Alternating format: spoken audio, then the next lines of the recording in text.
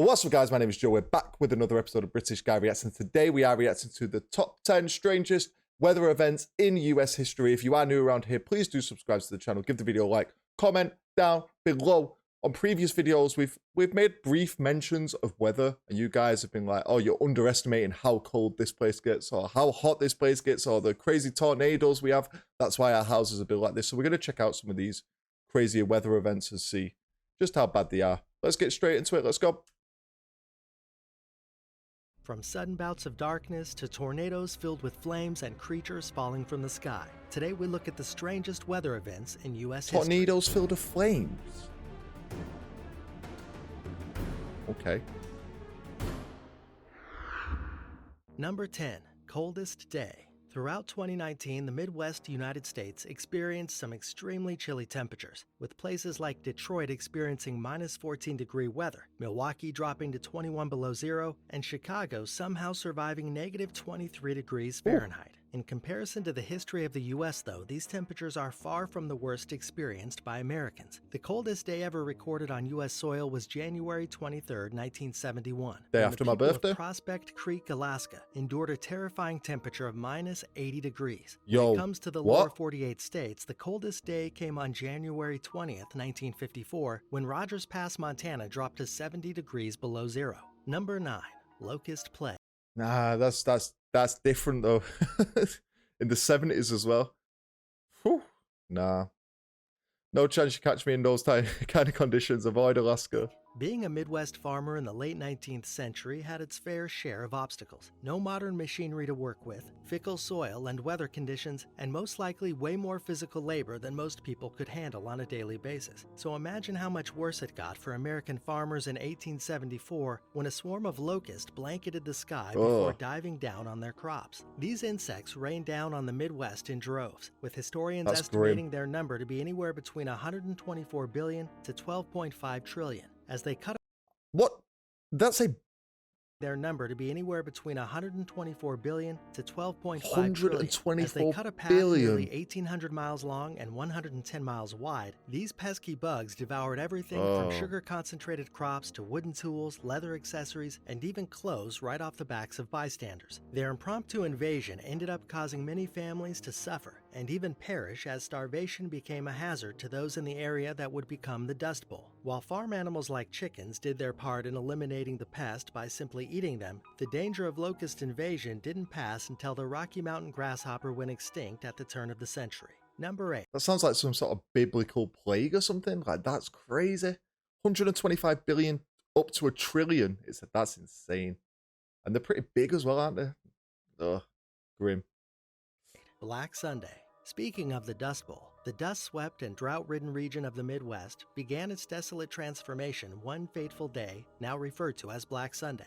On April 14, 1935, a storm fell on the prairies of the Midwest, beginning in Oklahoma and Texas. Starting at 4 p.m., winds clocking in at 60 miles per hour swept along the plains, forming a black cloudy wall as they hurtled on. This effect came from loose dirt in the arid region, twisting and obstructing the vision of those who witnessed the storm. Reports at the time believed the anomaly to signal the end of days, as the blinding dust storm kept those outside from being able to see their hand in front of their face. The weather event blinded one man and had fatal consequences for small animals like birds and rodents as it rose thousands of feet into the air and stretched for hundreds of miles. This frightening phenomenon went on to inspire Congress to pass the Soil Conservation Act by the end of the year in hopes of avoiding such an occurrence from happening again. Number 7. Satan's Storm.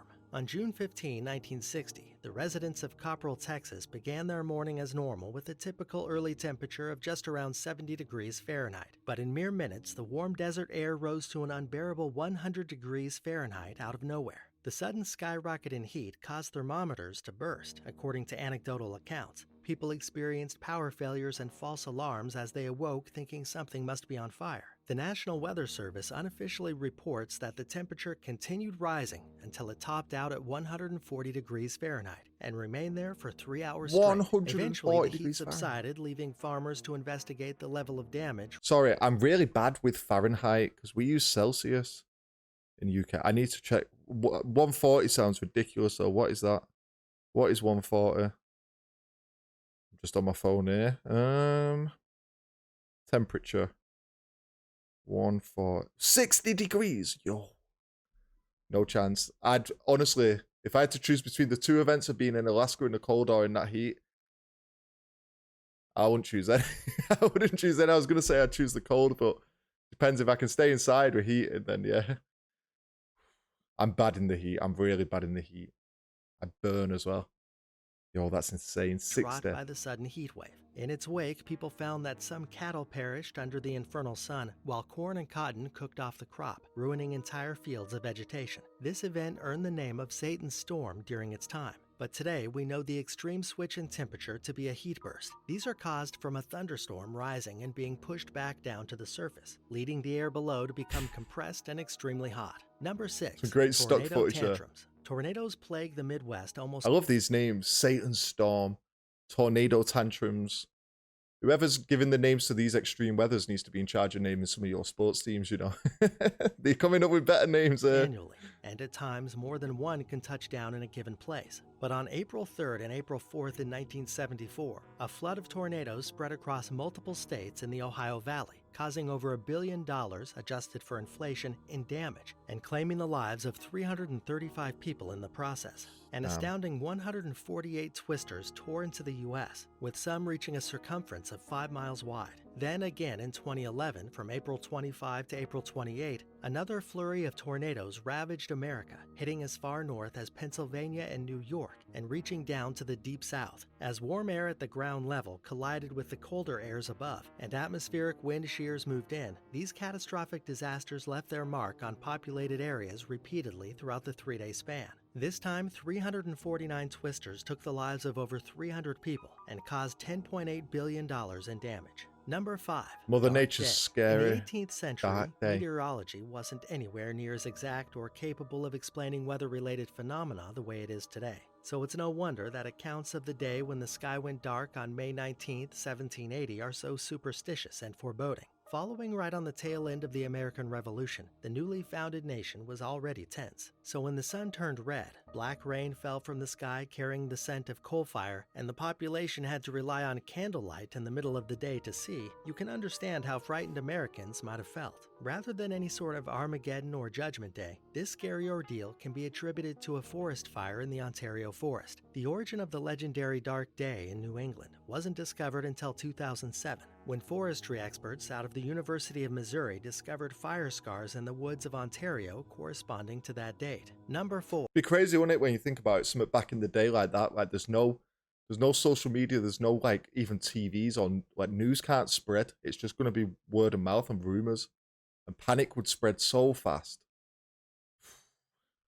Raining fish. We've all heard the saying, What? It's raining cats and dogs. But in 1947, the age-old phrase became It's happened reality 4 times. with a bit of an aquatic twist. As the population of Marksville, Louisiana left their homes on October 23rd But the that cats year, were loving no it. forecast could have prepared them for the downpour that was to come. According to the Library of Congress, inhabitants of the southern town experienced a torrential shower that brought not only raindrops, but several fish as well. These accounts weren't the hoax they might seem to be, as the meteorological phenomenon known as raining animals has occurred many times across the planet and throughout history. Flightless creatures like spiders, frogs, octopus, and even jellyfish have been reported from China to Honduras over the last 2 centuries. Nah, if it started raining spiders, I'd be done. That's my one thing, you know, spiders get me.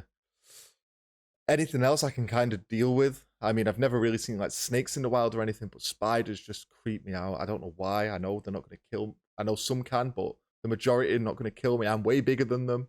Spiders just freak me out. If it was raining spiders,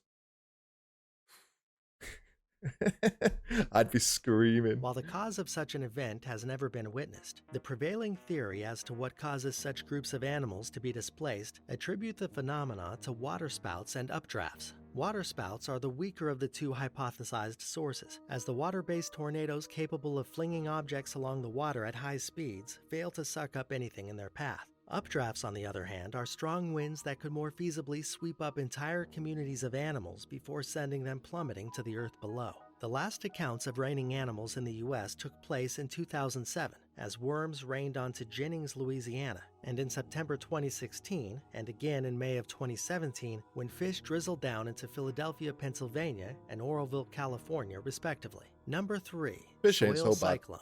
Tropical cyclones form on the coast of the United States with But if a fish fell from the sky, could that not really hurt? Like, it's going to be falling with some velocity, right? That must hurt if it lands on you. Guess it'd just be small fish, though. irregularity, fueled by the heat energy they gather from the warmth of the ocean. As they move inward towards land and leave the ocean energy behind, they typically dissipate, and the thunderstorm that trails them overhead will disperse and fizzle away. But recently, studies have shown that not all cyclones fall apart so quickly, a point proven in 2007 with Tropical Storm Erin. As the cyclone entered Texas that August, it infiltrated the Lone Star State with wind speeds measuring a measly 40 miles per hour. However, within 3 days, the tropical storm continued to flourish, growing surprisingly strong by the time it reached Oklahoma. In fact, it more than doubled in wind speed from the time it touched land, and even eclipsed the strength of the cyclone at its peak while over the Gulf of Mexico. But how could such an anomaly be possible if no water warmth was present to keep the cyclone swirling? Moist soil, as new discoveries have shown, can substitute for ocean water if breached at the right temperature and hydration levels. Referred to as the brown ocean effect, this abnormality gave Tropical Storm Erin a longer life than meteorologists could have ever predicted at the time. Number 2. Fire tornado. During the Car Fire event of 2018, one of the most terrifying weather anomalies I'm not laughing at the things, it's just the names of them get me a bit. Fire tornado. of U.S. history occurred when the largest fire tornado ever recorded took shape. Wildfires are all too common in the Golden State, but this specific fire was so massive, the resulting gases formed a pyrocumulus cloud above the raging inferno. This fire-crafted thunderstorm helped turn a commonly known fire whirl, which were thought to hit a maximum speed of 90 miles per hour, into a monstrous cyclone of cinder and ash. As the flames blazed on, winds within the tornado reached a speed of 143 miles per hour, rewriting the capabilities and hazards of such natural disasters. This incident was one of only 2 F3 tornadoes ever recorded in California, the other 2 spawning from a fiery event in 1926. Due to the size and severity of this one, and the fact that it claimed 1 casualty, this fire tornado is one of the most monumental weather events of all time. Number 1. I was going to say, I feel like I've seen that image before that it just showed them. Maybe it was covered on our news here. That's insane. That is insane. This is stuff from like movies. Like you see it in a movie and you think, fire tornado. Like you guys are just living different out in America. You're just dealing with extremes in everything you do. I know they're not happening often, but still, like, I bet if we had the 10 strangest weather events in English history, it'd just be some wind and rain, maybe. Summerless year. Also known as the Poverty Year, 1816 Game was of the Thrones. year without a summer, when temperatures all across the northern hemisphere remained frigid year-round, even through July and August. New England reported record-late snowfalls, experiencing heavy weather as late as June 11th. In the south, cities like Savannah, Georgia only reached 46 degrees Fahrenheit on the 4th of July. Much of the U.S. experienced a drought that same year in early fall, and winter weather started right back up by September. This freezing year was the result of an eruption in 1815 from Indonesia's Tambora volcano halfway around the world. The ash and dust of the eruption filled the stratosphere for the next year, blocking sunlight across the northern hemisphere, which ended up cooling that portion of the planet. Okay, guys, so this video wasn't really exactly what I expected it to be. If I'm going to be honest, I was expecting more like, just like, I don't know what I was expecting, but it was a bit different than what I was expecting, but I enjoyed it. There's some, like I said, some of these stuffs I wouldn't really believe if I saw it in a movie. I'd be like, yeah, it's just like some made up fantasy Mother Nature phenomenon that could never actually happen in real life. Like that locust one should be number 1, in my opinion, because that's disgusting and crazy. Number 1 and 2 for strangers should be the locust one, and the one where it rains animals like fish and spiders and frogs. That's insane. Let me know down below in the comments which one you think is the strangest one. Do subscribe to the channel if you are new around here. Give the video a like while you're at it. I'll see you for the next one. Take it easy. Peace.